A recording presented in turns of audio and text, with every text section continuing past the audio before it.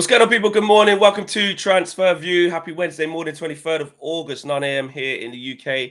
Let us know where you're watching from. Let us know what time of the day or evening or night it is for you. Smash a like on the video. Subscribe to the channel if you are new. A Gorgon straight away off the bat in the chat says, here we go again.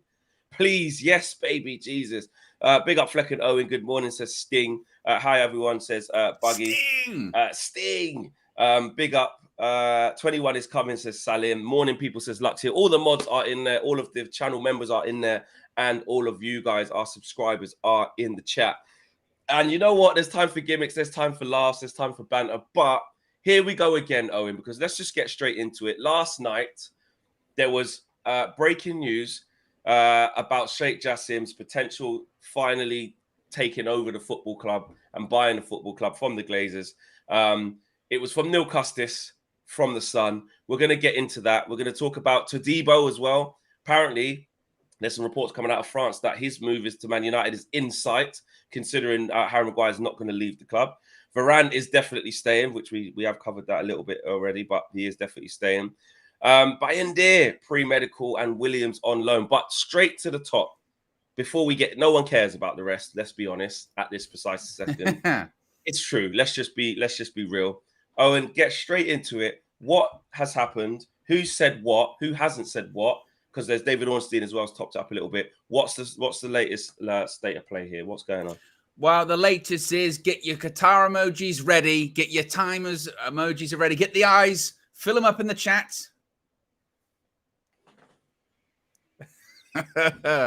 Yes, we're doing this all over again, basically, because last night Neil Custis from The Sun came out and said some quite interesting things regarding a Qatari takeover of Manchester United nearing completion, and also saying that it could be completed by October, and an announcement could come next month ahead of it being completed by October. It was an exclusive from The Sun. And it says, Sheikh Jassim is set to complete his full £6 billion takeover of Manchester United by mid-October, which again is kind of strange because the reported price was he was going to pay, was it just over £5 billion? All in, most likely it'd be about £6 billion because he's pledged £1 billion on training ground, stadium, players, etc. But he continues by saying the Qatari royal has fought off rival bidder, British billionaire Sir Jim Ratcliffe, who was willing to allow the Glazer family to retain a stake in the Red Devils. A date is penciled in, and an announcement could come as early as next month. Sheikh Jassim's team are now completing their due diligence on the club before they end their 18-year reign of the loathed Glazers. Then they talk about how United fans would rejoice the 100% sale, as they feel the Americans were dragging their heels and would eventually cling on to a slice of the club. The Glazers reportedly wanted to continue holding shares, but were warned by senior Old Trafford figures that there would be a huge backlash from the fan base. The deal, they'll make a healthy profit, etc. The servicing, because it's about the debt as well. It says they will make a healthy profit, having lumbered United with massive debts when they completed their £800 million takeover back in 2005. The servicing of that debt has since cost United over £1 billion, and their latest financial figures show that the gross debt is £725 million, the highest it's been since 2010. Sheikh Jassim will wipe that out to save on any further fees and will not take any dividend payments from the club like the Glazers did. He also plans to upgrade both Old Trafford and the club's Carrington training ground while continuing the investment in the team. This takeover will end a tortuous process that started when the club was put for sale last November. And then they talk about all the other stuff. So, yes, as you mentioned, David Ornstein too. I think he was on the show. What's it called? Is it called The Back Pages on Sky? You know, it's where it's like one before when the journalists come on before the transfer show. When the journalists come on, and obviously, again, it was a big story last night, so he was asked about it on Sky, and he said, quote, "The big unanswered question is whether the Glazers will really sell Manchester United when push comes to shove. So far, we haven't had an answer yet, but perhaps we are getting towards it now." Again, keeping very cautious. Quote, "There was a consensus that the takeover, will get a resolution after the transfer window." Now, what I will say when it comes to this, with David Ornstein saying there was a consensus that the resolution would happen after the transfer window, there has been several consensuses about when this takeover will happen, i.e. at the end of the season, before the window opens, Easter, various international breaks, various Thursdays as well. Not to say that this isn't true, but what is it? It's the boy who cried wolf principle. Eventually, when the person's screaming wolf, you go, bullshit, basically. 100%. So look, it's you hear the story Flex and you go, it's good to hear. You know, some would argue, is it coincidence that United are in a bad patch of PR and public relations at the moment, a very bad patch of public relations and PR for a variety of different reasons. The start to the season, the transfer window really falling apart. Obviously, the Mason Greenwood situation too, what's happened in the last 7 days. And then sometimes it's press the button, give them some takeover news, see what happens, and then they can talk about that. What did you think when you saw it last night? Because I do know that you went for a different range of emotions. Yeah, I'm going to be honest with you guys right now. I'm going to be completely honest. As you was reading that, yeah, this is how much I probably don't believe it, and I'm waiting for other stuff, and I'm going to get into an actual football opinion in a second. I saw, this won't mean anything to a lot of people, but while you were doing that, it popped up on my Twitter feed, X feed, yeah, that Nicholas Lyndhurst was trending, yeah? I saw that this morning, yeah. And for all you guys who don't know, yeah, Nicholas Lyndhurst is Rodney from Only Fools and Horses. And my heart went, yeah, because, you know, they're at the other side of life. These guys are old.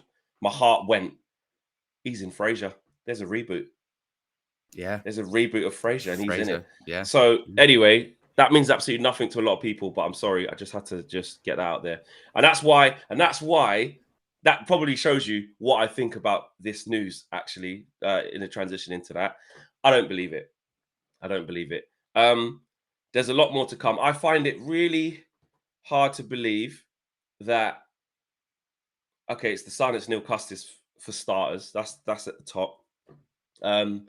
You've got big journalists who have been right across this, like Mike Keegan, like Ben Jacobs, like people at Bloomberg, Financial Times, even David Ornstein, who's put a little bit of a 10 pence in this morning, it seems. David Hellier, that's what I meant. Yeah, Bloomberg, David Hellier. Yeah. You've got a lot of journalists who, you know, have been across this.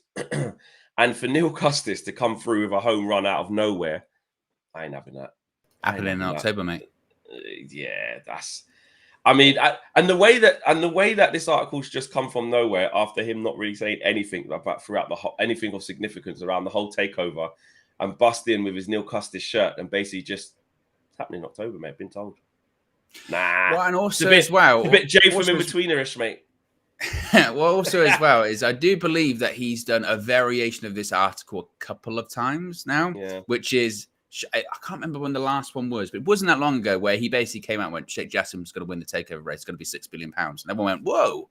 And then nothing really happened. Again, and look, there might be something to this, right? There might be, you know, again, the Sun's track record and Neil Custis' track record when it comes to Man United exclusive stories is very much hit and miss and all that kind of stuff, right? But there might be something to it. It might be just kind of, well, I probably think he'll win it, so let's write something about it, you know. I don't know about you, Flex. I'm waiting for whoever it may be today, like you said, James Jackson, way more. You know, Ben Jacobs. Or no, I'm waiting for them to come out and go.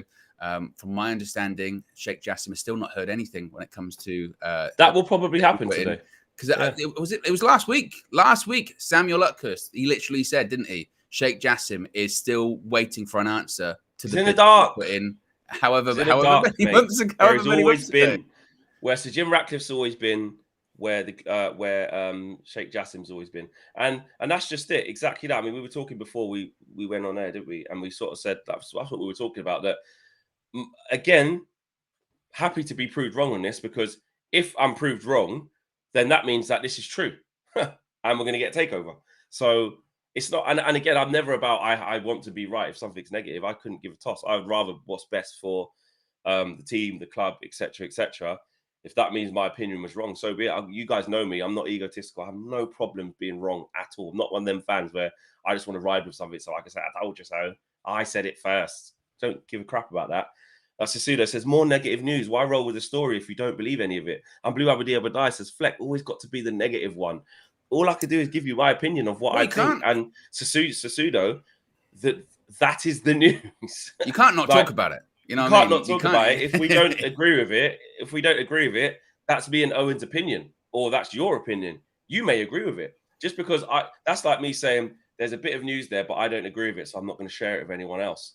That's not how news reporting Well, works. also as well, again, think about this. So it was newsworthy enough for them to talk to David Ornstein about it on Sky, about a program about stories that were in the footballing newspapers, And if they said to him, David, what do you think of this story? And he went, don't believe it, not talking about it. They'd be like, that's not what you're here for, mate. Yeah. Or rumors. I mean? Yeah, maybe like Michael says there, rumors, not news. Yeah. I mean, how often is news rumors? How often is rumors news? It's all kind of convoluted into one. Sometimes, obviously, things are factual. This person has left the club. Manchester United have made a statement about, this player has been loaned out. There are factual things, but a lot of what's happening in football is, of course, rumor that may turn into fact, that may not. But they're discussion points, aren't they? They're topics. They're things that we get into. Call me crazy, Flex. I think you're allowed to be a bit negative about this one. When they're saying that, it might be done by October, that's nearly a year. That is nearly a year that this whole thing is going on for. And how many times have you or I individually combined with KG on Full Views or whatever it may be, or even going on television to talk about it? How many times have we heard, read, seen that it's right around the corner?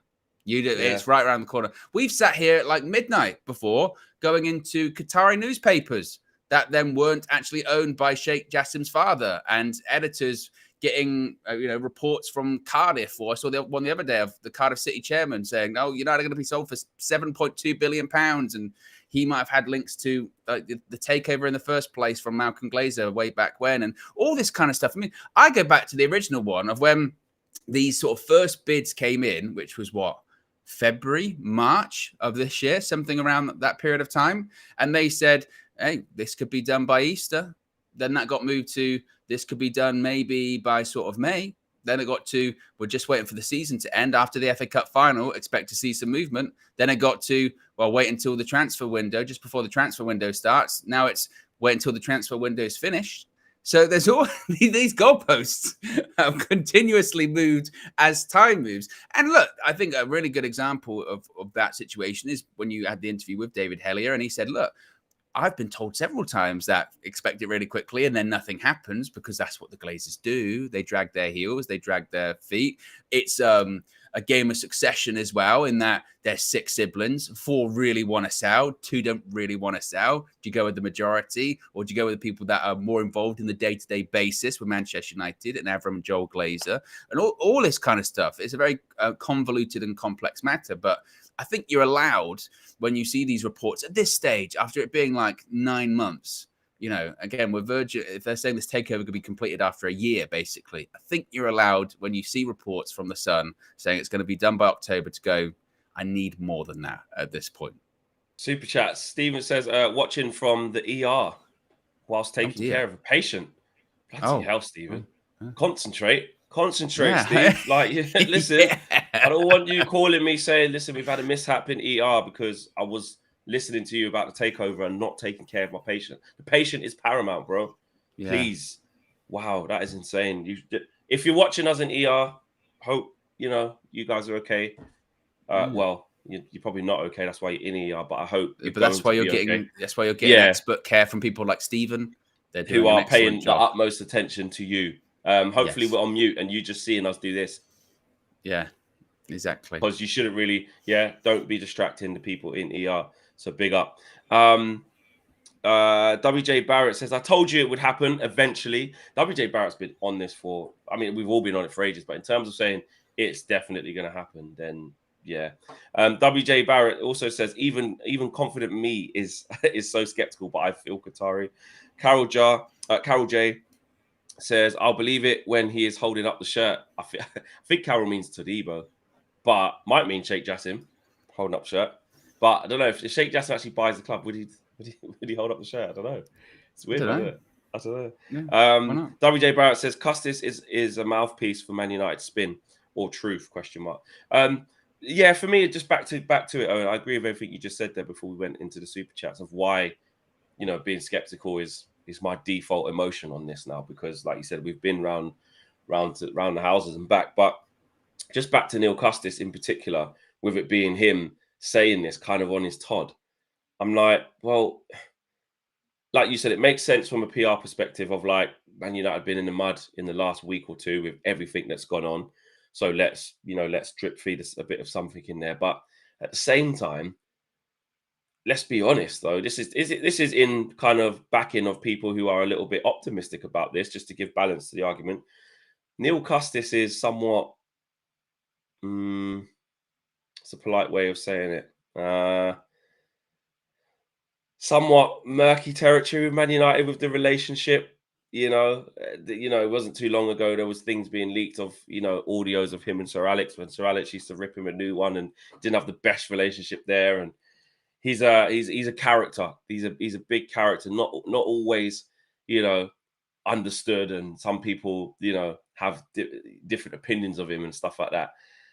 Would they choose him to say, I tell you what, Neil, we're just going to give you this to go with, and none of the other UK journals know? Because what I do know from being around the journals, actually, which is really weird coming from our fan perspective, and then kind of we've now got a place at the table in a roundabout way. We're not in with the UK journals, but now we're in the room, so we can see the dynamics of how things work. And I know I might be thinking too far into this because I'm not an actual journalist, but I'm just sharing with you guys my experiences, right, of being in there. Little things like when the press is finished, they'll share the quotes of each other. So one of them writes it down for all of the public. So someone will go, I don't know, to Laurie Whitwell, what did he say that bit about Greenwood? Or what did he say that bit about Alejandro Garnacho or whatever? Oh, he said this, and then they send it in their little chats and that, so they're all clear. They kind of all work together to a certain point. And I'm just shocked that this could happen and Neil Custis gets the scoop, but like none of the other UK journalists, like Laurie Whitwell, like Jamie Jackson, like Tyler Marshall, like I don't know who else is there. I'm forgetting a lot of names here, but you get my gist. You get the gist of what I'm saying. None of them have been given this PR, unless Neil Custis has got this PR from Sheikh Jassim's camp, which that hasn't really been a common theme. So I don't know. I find it. I'm like, is it really a thing that the club told him this to say this? It does seem fishy. It does seem fishy as to how this has come about and what it means. And my real thing for kind of not believing it is the fact that it's Neil Custis on his Todd, and that credibility doesn't really give me anything. I need a blanket. It's not enough. Where's Mike Keegan? Where's Ben Jacobs? Where's David Ornstein? Where's Bloomberg, Financial Times? Whoever it is, where's all the... Once they're kind of all on the same hymn sheet, then I'll be more inclined to listen. But again, in the fairness of optimism, sometimes they do say, even Mike Keegan said it, if you listen to the interview we did do, you trust your sources and you're on this journey with them, but someone could just come through and just gazump you. That's the game. That's the game with transfers. You're following this, you're following that, and then somebody goes strong because they've got the actual proper info in that moment where it changes, and they go, Onana fee agreed, he's doing his medical, and he's the first to jump ship, or she's the first to jump ship, and they go, oh, I wasn't really ready to say that, my sources hadn't confirmed, but that source did. Then you applaud your fellow competitor and you say, as per that, well done. So if Neil Custis comes through and gets a home run, that is a massive W on all these little miserable Neil Custis just coming through. It's happening in October, mate.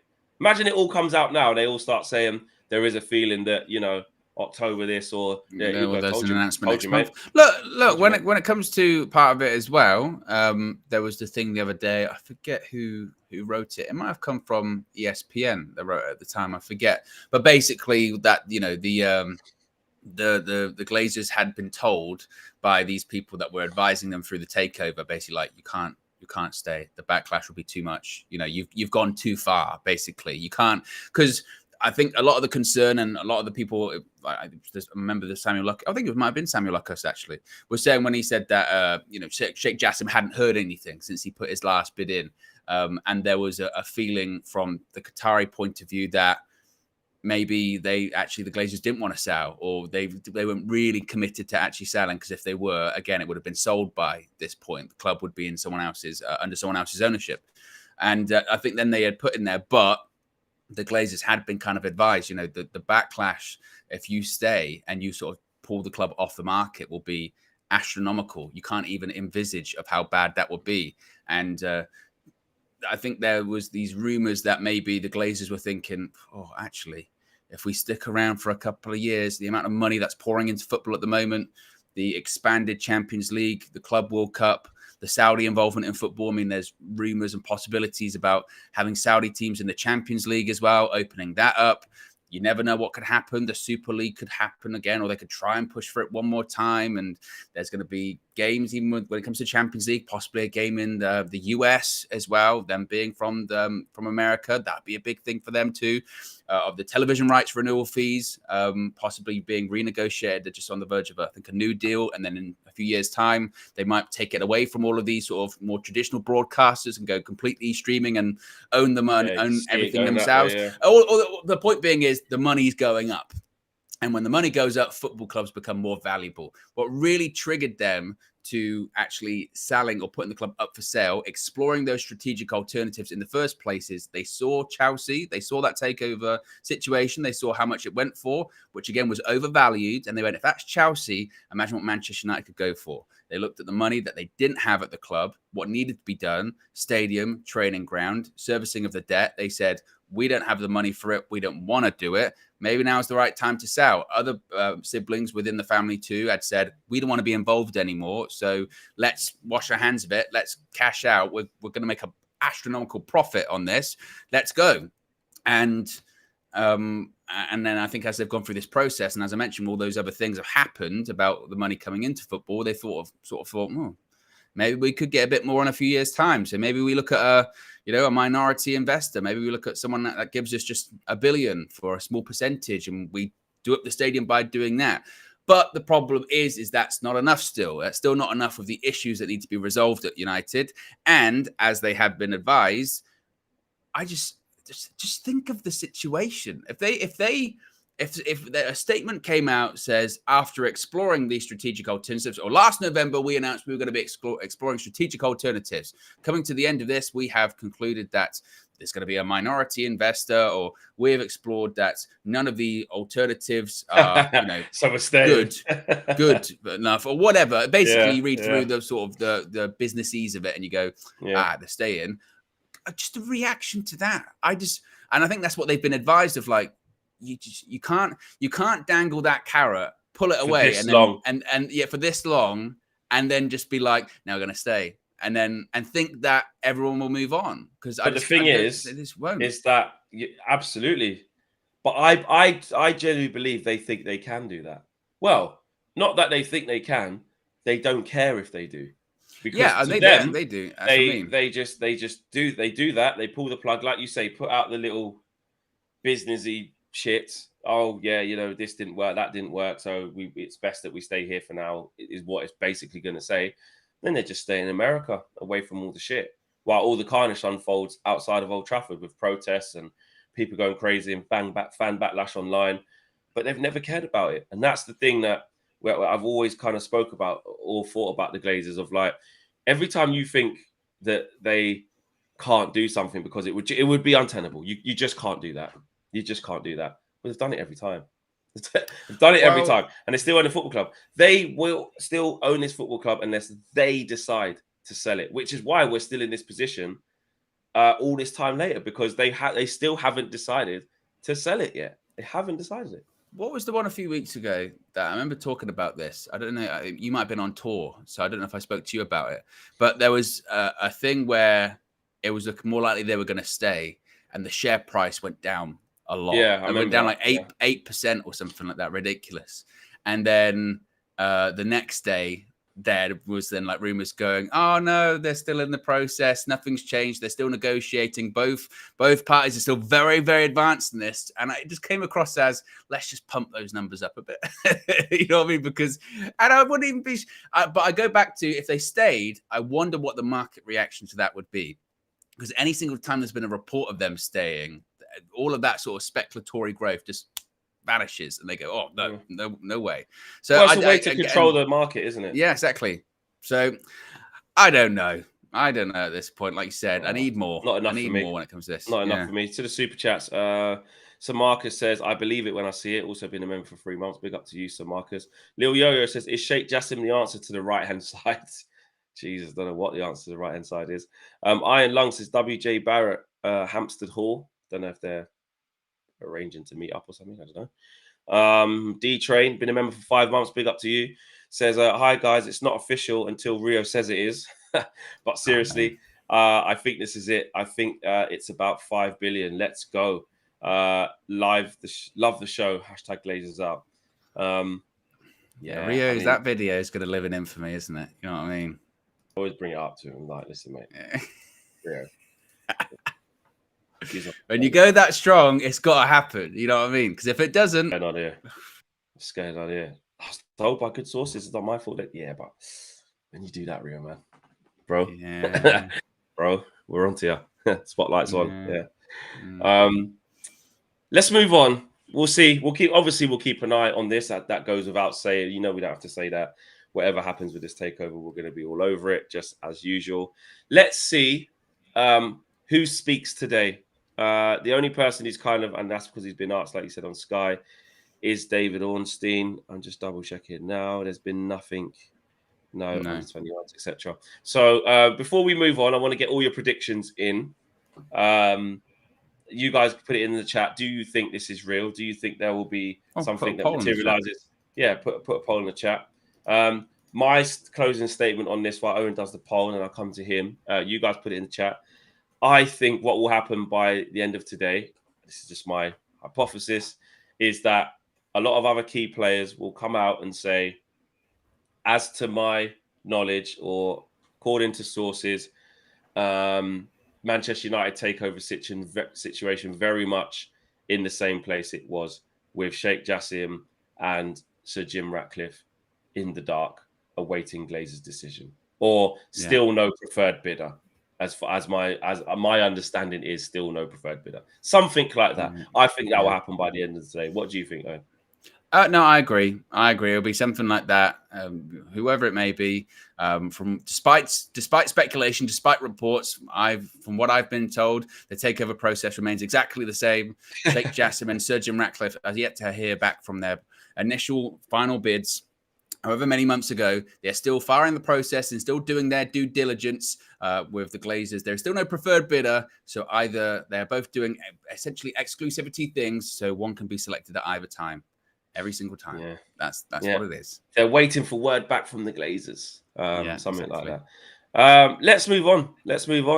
Todibo close to Man United. And before you do that, Owen, just really quickly, sorry, before you start, we have got basically 2,200 people watching, 260 odd likes.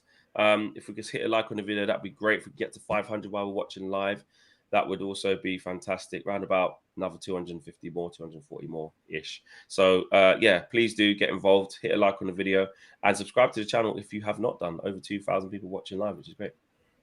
Yes, indeed. Now, this is quite interesting because one would assume, because Harry Maguire most likely is going to be staying, that would mean that Jean-Claire Todibo would not be coming to Manchester United. Well, not according to L'Équipe, again, big French-based outlet. They are reporting that Jean-Claire Todibo is nearing a move to Manchester United. The Frenchman is reportedly valued at around 40 million euros. Todibo has been touted as Harry Maguire's replacement at United. However, despite no departure in sight for the England international, Todibo's arrival at Manchester United still, according to L'Équipe, looks to be nearing. L'Équipe are reporting that the former Barcelona defender's move to Old Trafford is, quote, in sight. Now, of course, Benjamin Pavard was also considered a defensive reinforcement at United. Obviously, the defender is appreciated by Eric Ten Hag, but Pavard is in discussions with Inter Milan. There was a report, I think, from Fabrizio Romano suggesting that actually a deal had been agreed in principle between Bayern and Inter. We're not getting Pavard. Basically, that's the situation there. And it was stated we definitely weren't going to be getting Pavard because Maguire was going to be staying. So it's certainly interesting, Flex, that L'Équipe are saying, no, he's nearing a move to United, and the move's actually in sight, that even though Maguire's staying. Again, we're going back to believability. Do you believe this one? I don't see how. I don't see unless, and then we'd have to big up KG on this. That's when they pull out this war kitty that KG is aware of that we don't know about. Because we're in the part of this transfer window where we have to sell to buy. We always knew we was going to get to this bit. This has been the timeline the whole way, which is Man United got the best part of 120, 130, maybe 140 million to spend alone. And then the rest is on player sales. And what we took that as all those months ago when we were still in last season is, well, you know, if it's 130, 140 million, we should be able to raise at least 100 million from player X, Y, and Z. We should have around about 200, 230 odd million, 240 million. Why not? Just sell these players. And then, lo and behold, we spend the money that we was forecasted to spend, which was true, the 130 to 140. And then we let go a couple of players, but not enough. And now we're in that buy to sell to buy market. So I don't see how Harry Maguire staying on the money that he's on, which is the reason why West Ham, or potentially the reason why, we don't know. Maybe Harry Maguire just said no one wants to stay. Who knows? Who cares now? But he's staying. I don't know where we find an extra 30 million for that. And then if you think about it, what does that look like? Because Maguire ain't going to play. Then we invest in the young centre-back who should be playing ahead of Maguire then, that means, because, you know, he wants to go get him. So Maguire's then out and out fifth choice centre-back without Luke Shaw coming into there. So that puts him to sixth choice. Am I right? Yeah, if Todibo, say, came in. Fourth. Yeah, he'd be out and out fifth. Because Todibo would be third, and then Maguire would be fourth, maybe Luke Shaw. You know what I'm trying to work out? Well, we've got two centre-backs, and we've got Lindelof. So Lindelof's the third choice, basically. Yeah. Maguire's currently the fourth, but if Todibo came in, that would knock Maguire back to fifth. Yeah, and some saying that Luke Shaw's the fifth, so he could. Exactly. So yeah, so I was right. Yeah, and with Johnny Evans, he'd be seventh.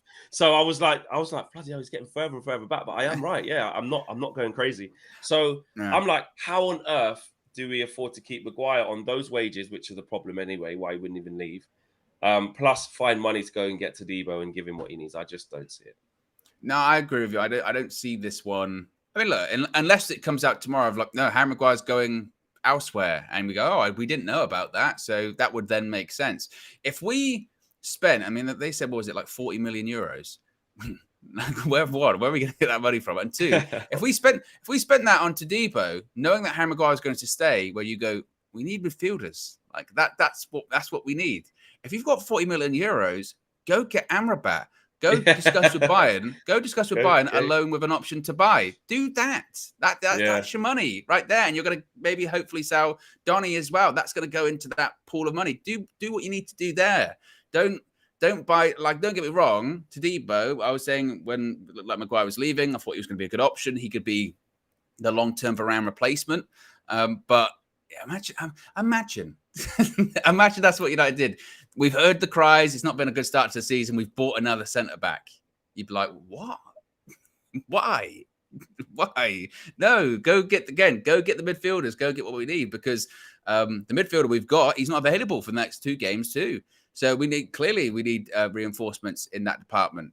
Even when he was there in Mason Mount, you can see that we need those reinforcements. So yeah, I looked at this one and kind of, you know, frowned a bit when I read it this morning. Went, that doesn't add up. But it comes from L'Équipe, comes from France. Maybe that's just, you know, the Todibo side of things really pushing, going, no, come on, please. You know, maybe that's what they do. I don't know. Yeah, I just I don't know. That again, that's like you said, because it's from French-based journalists and them only. I'm not saying they don't know anything. L'Équipe are a massive. There's weight to it. L'Équipe, L'Équipe are a huge outlet out there in France. So we just have to watch this space. But I would be very surprised if he comes and Harry Maguire still stays. There would have to be some late movement on the Harry Maguire situation, some U-turn, which again has gone very, very quiet. I know he wasn't in the squad the other day, but I wouldn't read too much into that. I mean, what did Ten Hag say? I didn't actually see what he said. What did he say, Ten Hag? Why Maguire went in the squad, picked up a knock or something?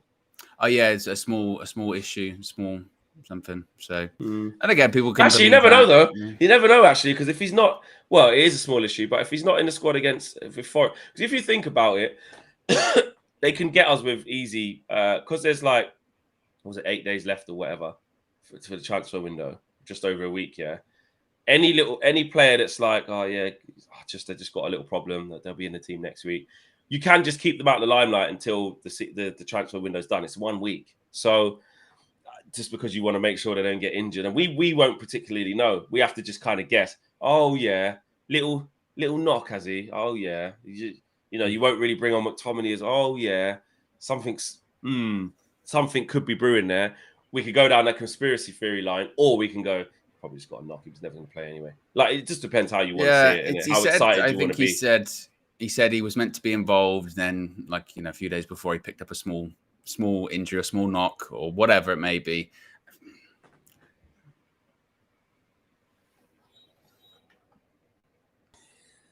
Fucking reckless! That's fucking reckless! Only gonna give me yellow. That lead judges sound it's so explicit, isn't it? Yeah. It's so explicit. Like, do you know what? We probably shouldn't be playing that at like. Yes, very, very angry and aggressive. There's like little things you could say like at this time anymore, but that's like straight up in your face. Yeah, it's very, like, and it's like, it's just it's the sheer lack of like vocabulary in it. It's effing reckless, you effer. You know what I mean? It's like, he's going with the F word. I can use it in many different ways. An adjective. You know, I could do anything I want with it. It's just, and the video is great because he's sitting down. I think it's at like Box Park or whatever. He's sitting down, he's pointing. Oh mate. Lead judges. The judge, mate. The judge. The best Lee out there. The best Lee out there. What was I going to go on to? Oh, yeah, super chats. There's one more here. Victor says, I'm just worried we're not linked to a first phase midfielder. Amrabat isn't really a first phase midfielder. Well, he can do that. He can come and collect the ball and start attacks. He can. I'd say he is. But Gravenberch, he can progress through the lines. He can carry the ball as well. He's strong. He's quick. He's powerful. We need more power in our midfield. It's flimsy. You know what I mean? This is what I said. It's all good saying Scott McTominay and Fred aren't good enough, and we all came to the correct decision that we needed to move on. But their replacements need to do. First of all, the tick needs to be: do they do what Scott McTominay and Fred can do? I.e., can they get about the pitch and give us a bit of, you know, physicality and mobility in midfield? I'm not saying that's all it needs, because that's, you know, engine. And then can they play? Can they make smart decisions on the ball? Are they good tactically? We need upgrades on the players that we let leave. Or not even just that. We need replacements, not just, you know, they need to be better replacements, but also we need replacements. And right now we've let Fred and McTominay, I'm still saying we've let McTominay go because he's just not using him. Okay, he's probably going to stay. I don't know. But as it stands, he's not using him as an option. So he doesn't fancy that. So if you don't fancy McTominay and now Fred's playing in Fenerbahce running around, what?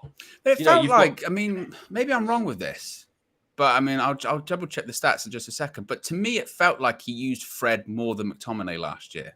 Or absolutely he did. He trusted him more. Yes, he did. And again, I'll check the stats of in just a second when it comes to actual numbers. I would put money on that. I'll be surprised if it isn't that. But like I said, with that Spurs game Saturday, if Fred was still here, he would have played. Would have played. He wouldn't have let Basuma do that. He wouldn't let Basuma look like flipping Zidane. He wouldn't. So I get the Fred thing, and I know I'll come on flex. Don't say we should have Fred back. I'm not saying that, but when I've said a lot of times that you need someone like Fred in your team. Someone like Fred. If it's not going to be Fred, fine. But so who else is it? Because right now it's nobody. And Fred, we're all saying Fred would have played. Well, I say we're all saying it. We're saying it here. I don't know if you lot agree, but I agree with that. Fred would have got after him. So I don't know, man. I don't get it. I didn't even hate Fred like that. I thought Fred was handy, to be honest with you. You know, yes, to be on the bench, etc. But yeah, I used him more. On, man. 35 appearances. I mean, sort of a lot of them were subs, obviously, but to McTominay's 24. Yeah, there you go. And we know in big games we've seen him fully make sure he's playing when McTominay's on the on the bench. You know what I mean? Yeah. And that goes back to my point with when it comes to people like Fred. Okay, no problem. I don't think many people disagreed with selling him because he had a year left, he's 30, all that kind of stuff. But at the same time, you go, you're going to replace them with someone that can do that job because he had a specific job. You know, and we haven't yet replaced him, and that's a worry because we're not at that point where like Man City, where well, we just play our game and we'll dominate people. Not at the moment. We don't do that yet. We want to get to that point, but we don't at the moment. Yeah, exactly. Smash the like on the video, guys. Subscribe to the channel if you are new. We're at 400 likes, 423 likes, actually. Nearly 2,300 people watching. We're very close to 500. I believe in you guys. You could make that happen. Love has a super chat, been a member for 6 months. Big up, Love, always in the chat. Says, guys, why couldn't you give your predictions for the following game every week and have a leaderboard with a prize and a forfeit? Owen, you're a dirty girl. Owen, you're a dirty girl. Just for no reason, to call you a dirty girl. Like a dirty girl. Haley's literally gone famous with that little clip. Guys, why couldn't you give your opinion for the following game every week and have a leaderboard with a prize? Prediction chart. We could do that. It's not just because we've got so much to do in the background. It's like we just haven't got around to doing that kind of thing. But that is something we could look at. It's something we could look at for sure. Right, Varane staying. Yes, I mean, we know that one, don't we? Quite quick. Yeah, I suppose we can be quite quick with this one. I mean, it was more. This has come from Fabrizio Romano now himself. He'd said that Rafael Varane has never been in direct contact with Saudi clubs, despite links, and he's not interested in any move this summer. Manchester United also consider Varane a key player, and he's not available on the market. So, no chance, Fleck. No chance. Come from Julian Laurence, come from Romano. No chance whatsoever. No chance, because that's what you got. Yesterday I was playing a game on my channel, Wrestling News 365, AEW All In this weekend. I'll be covering that live. And I was playing SmackDown vs. Raw 2006 on PS2. That's why I've got my PS2 controller here. I was playing this game. Actually, I've got it to the left of me. I was playing this. Yep.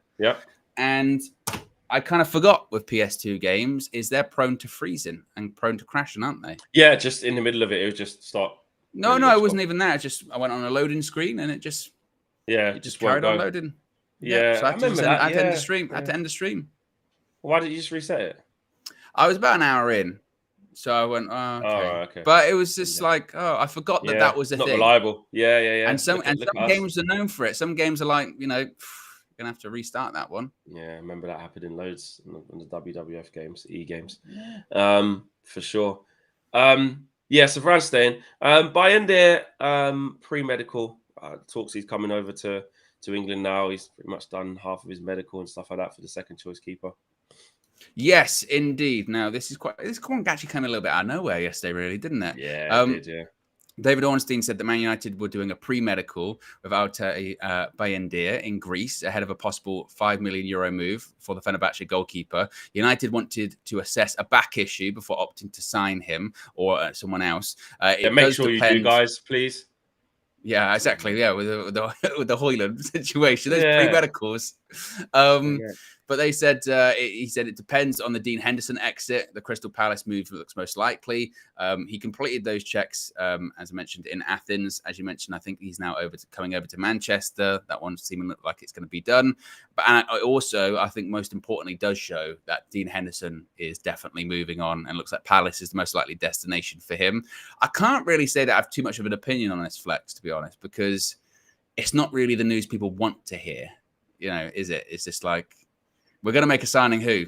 Backup keeper. Yeah, but I think Rich has it perfectly there. He says, ain't no one person excited about this Bayindir deal outside Bayindir and his family. I think that's the best way.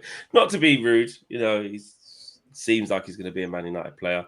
Obviously, some people have been posting up. I saw someone post up a comps of like fails of his, which isn't nice. They were horrendous as well. Really bad. Well, this is what you can pick the worst moments of anyone. Exactly. It sums up those compilations, isn't it? Because you could, for instance, Onana, right? In the games he's played for United so far, you could go, he got the chip in the preseason friendly. You could do him crashing into the Wolves player. You could do the goals conceded against Spurs. You could put that all in 60 seconds. 2 lobs. Terrible. There's one chip, and then there's one where Bellingham's on him as well. Bellingham, you could put all of those in there and go, look, he's terrible. Whereas if you actually watch the game, if you watch the game, you go, particularly against Spurs, he was our best player, So, I don't know if I pay too much attention to that. And to be honest, like I said, it's a good spot for him. He's not going to be playing. Man United didn't spend like nearly, 50 million quid on Andre Onana for him to be, not playing that many games. I think like last season, we saw with Ten Hag that Onana will play in the Premier League, obviously. He'll play in the Champions League. He'll play in the FA Cup. It may be the Carabao Cup. That's when this keeper might play. But again, it depends on the opponent, really, because Ten Hag wants trophies and Ten Hag wants wins as well. We saw last season Ten Hag really utilize those cup competitions to build up momentum and build up form. And I wouldn't be shocked if he tries the same thing again. Come November, come December, with the Carabao Cup in particular, pick up wins. If you just keep winning sometimes with the same group of players, because we would sort of not criticize, but we'd be surprised, wouldn't we, for those sort of earlier cup games against sort of lesser sides. We go, he's gone quite strong here. He's gone really strong. Remember those like Europa League games? We go, he played really strong side there because he just thought, just build up momentum, keep winning games. And it did work for us. That did work. Coming out into, again, just coming out of the World Cup and all that kind of stuff. I was playing those Carabao Cup games and FA Cup games against sort of smaller sides or sides that weren't taking it that seriously. Him just winning did benefit us. So I don't know how many games this keeper will play, but like you said, good for him and good for his family. Exactly. We need a second keeper clearly, or third keeper once Tom Heaton gets back. Whatever it is, Henderson's obviously going to go if this guy gets in. So we need someone, because then we'll be saying, oh, and to top it all off, you know, Onana's picked up a calf strain, and who have we got? We've got nobody because Heaton's injured, and now there's this random kid from the other 20 who wasn't even on tour. That's what I'm saying. Like, as it stands, like no, if Onana got injured, if he gets injured, a whole transfer window could be injured. That's what I'm saying, bro. We are in. That's what I'm saying. Like, Mason Mount's already injured, and now the narrative is going to be anyway. If we play all right against Forest, everyone's just going to cuss Mason Mount and say, "See, he was the problem. We just won 2-0, just won 3-0." Then it will get to us, and we'll probably get slapped with the same midfield, and it's back to square one again. But we're literally in that position there where if Onana picks up an injury now, we're screwed. So we need another keeper quick. Well, I know Henderson's right there, but he's going to go. So. Just honestly, I know we've made two sides of the summer, and two of them are out of injuries. It's just, that is.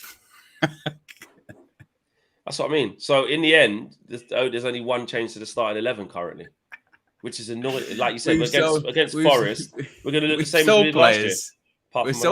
We've sold players, and against Forest, like you said, we've only got one player in that's any different from last year. Yeah, and which is a massive player. Massive difference. It changes everything. But it's just like it's typical. Yeah. So how different is it going to be? Our midfield's got no physicality. We need a striker and we need a midfielder. We got them. They're both out of injury. But I did see some reports that Højlund could be in the squad. There was some like rumblings, wasn't there? There were some rumblings that maybe that could be the case. It has been a good couple of weeks he's had now. He was teasing it last week, wasn't he? When he was saying, soon. I mean, they said Arsenal, didn't they? They said Arsenal would be the one. That's what Laurie Whitwell said. And even that would be off the bench. I would also say, at the same time, actually, when you think about it, if he was on the bench, like you said, against Forest, come on just for 15 minutes. That's when you look at Arsenal and you go, could start then, Could start and then not play 90, yeah. I don't know if you've seen Flex. There's been a madness in the chat. If you check the super chats, I think this is. That's not real. That's not real. It doesn't even go up that much. That's not real. Shit. Oh my God. I've never even seen that before. No, I haven't. Nubian Pharaoh has just donated £300, £299.99. No comment, just made a contribution. Nubian Pharaoh. I don't know what to say. Whoever that is, whoever you are, thank you, first and foremost. Hopefully you haven't done that by accident as well. Yeah. Scroll up. Oh, it's in the pocket. Yeah. What the hell? Is that real? Can you even do that? Can you even go up? Does it? Don't know. I've never seen that before. In how long have I been doing YouTube? 6 years, 7 years. I've never seen that before. I've seen it go red before, and it'd be like £100. Yeah. But I've never seen. There needs to be. That should be gold. Someone should that. With is that real? Is this a not punked? Well, yeah, punked. But is this a wind up? Jeez, I don't even know what to say. Unbelievable.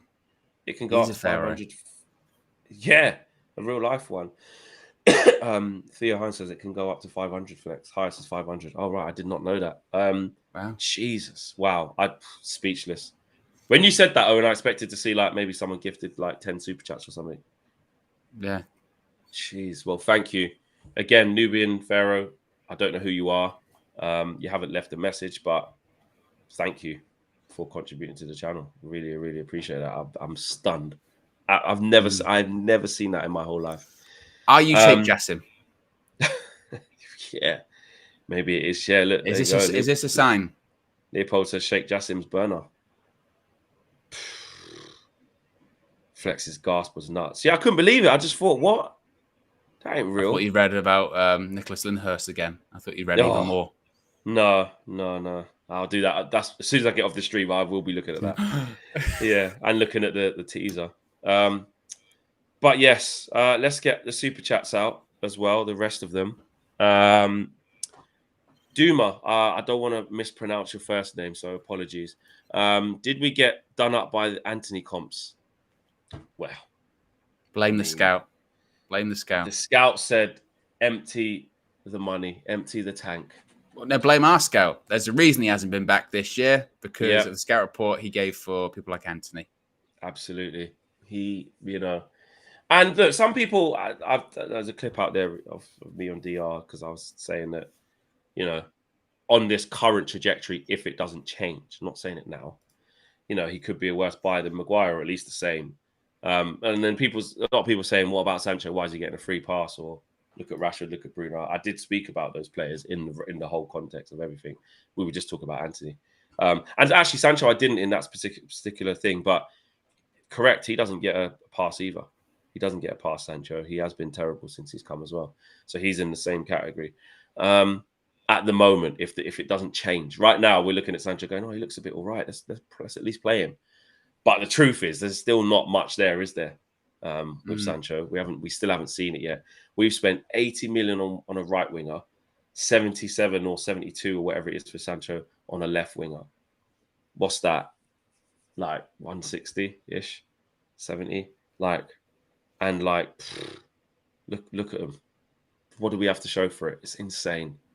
It's insane. And then you get other teams who, I know Brighton are an exception, but look at Matoma, or Saka comes through the academy, and so does Martinelli, and I don't know, Salah cost a fraction of that at the time. I don't know. I just look at the money we've spent. Me and Owen were talking about this. Like, the Glazers are one thing, but the amount of money Man United have wasted on players, where we look at it and think, like Owen said before we kicked the ball this year, Owen was like, yeah, Flex, I just don't know if we're that much better. It just feels a bit weird. How is that possible?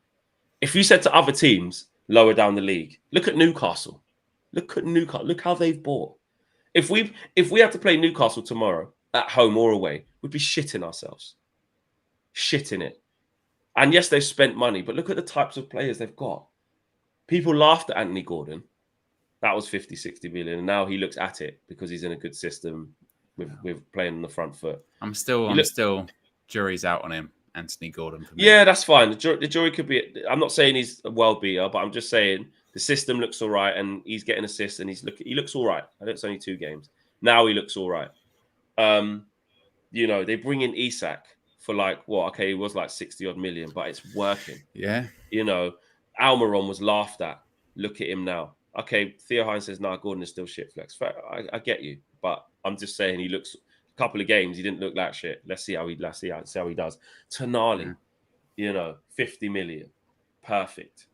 Joe Linton was already there as a striker, turned him into a centre mid. Brought in Bruno Guimaraes at it.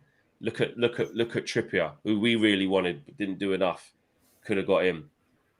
Had Dan Burn in there. Awkward player, not great, but does a job, amazing job for them. Botman, class. Now they got Lewis Hall. I don't know, man. It just shows you. I think you say no. It just shows you what recruitment can do. Actual good. Indeed. Yeah. And Save the Jungle says nobody wants our B team unless they pay almost nothing. I give our transfer window a 5 out of 10 as we keep overpaying for average players. What is our transfer window out of 10, Owen? Is it hard to judge it because those players are I will tell a you. bit injured, I will like you tell said, you. at I the will end? tell you once we've done the rest of these and we do the last topic, Fleck. El Cap says, it all boils down to this. Once the Glazers sell United, we finally have the structure to turn things around. That's the strong dosage copium I'm on.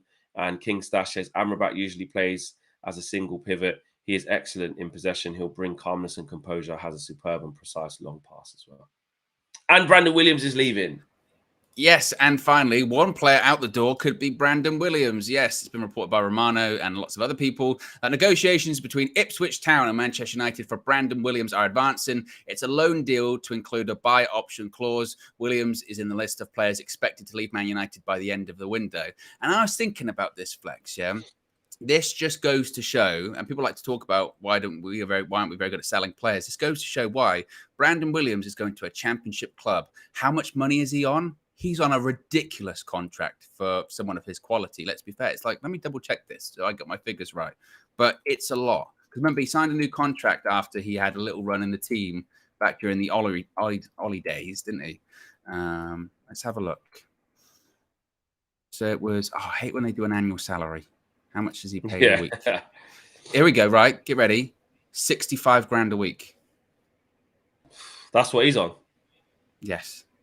Insane. Remember when he signed that and when Ollie was there? And basically, he's at the level, they're saying, of a championship side. I know Kieran McKenna's there, so, relationship, but Ipswich just got promoted to the championship. Yeah. So not even like an established championship. Oh, they might come up this season. We're talking, they came up from League One. And you're trying to figure out a situation where you're trying to sell a guy that's on 65k a week to a championship club. And that just goes to show why it's difficult, because we're living off the sins of the past when it comes to these contracts, these deals. Ridiculous. Sins of the past, mate. That is insane that he can be on that much money. I remember when he got that, it was like, because he was in the team and under Ollie did all right, you know what I mean, for a little stint, played in some big games. And then it went south. And then you just remember he's just on this big contract. And it's like you said, he can't even nick a Prem move. Who signed off on that? Not even Luton. You know what I mean? What Ed Woodward did, clearly. Can't even go Luton, or can't even go Sheffield United, or can't even go Burnley, just come up, or can't even go Everton, they're struggling. Like nothing. 65 grand. Like, that is insane, isn't it? Nuts. There are like established players in the Premier League that aren't on that. I know, like, nowadays there's so much money in the Premier League and all that kind of stuff. 65 grand. Oh my God. I know. That is crazy. We've got a player in there that is like really, you look at it, go nowhere near like Man United playing on a regular basis or anything like that. Just really, really peripheral member of the squad. How much is he on? 65k a week. God. Sanka says, we all know the manager doesn't offer wages, but if it suits your narrative to abuse Ollie. Sanka, come on. That's not... Well, because I was saying that's Ollie's fault. Yeah. Sanka says, not to mention you don't actually know that 65 a week is a fact. So basically, don't abuse Ollie. I think Owen is abusing Ollie. I'm abusing Ollie. I said it was during the Ollie era that he got a new contract. Ed Woodward clearly was the person that signed off on it. I literally just said, who signed off on that? Ed Woodward. You could argue that Matt Judge maybe negotiated that as well. They're both gone, but we're certainly living off the sins of the past. But, you can take it however you want to take it, Ollie slander and all that kind of stuff. It's fine. Yeah. Like with the David De Gea thing, I will say, move on. It's been a long time. Yeah, we've got more. I was just about to say, we've got more important things to worry about. Ollie's a legend of the club, and that's it. We've got more important things to worry about now, to be honest. Keegan says, spent 137 million on Mason Mount and Højlund when we could have went for Osimhen. We needed a starting number 9, not a potential. Mason Mount is not the midfielder we need either. And Shahil Patel, big up, been a member for 14 months, always been here. Says Flex and Owen, how are we doing? Fully agree. We have wasted money. Like, our squad looks worse. Our wingers are shit. All of them I am worried about. Eric Ten Hag. There you go. So, yes. We did get over 500 likes in the end, so big up to you guys. And like I said earlier on, Nubian Pharaoh. Wow, Owen. Wow. Yeah, well, indeed. Just very quickly, the poll was in the chat. That's been in there for over 30 minutes. Do you believe the Qatar takeover story? 64% say no, and 36% say yes. So a lot of people saying, I'm gonna have to see a little bit more than that. But there you go, guys. As Flex mentioned, be sure to smash the like on the like button. Be sure to subscribe if you haven't already. More content on the horizon as we inch closer to match day. We'll be back very soon. Peace.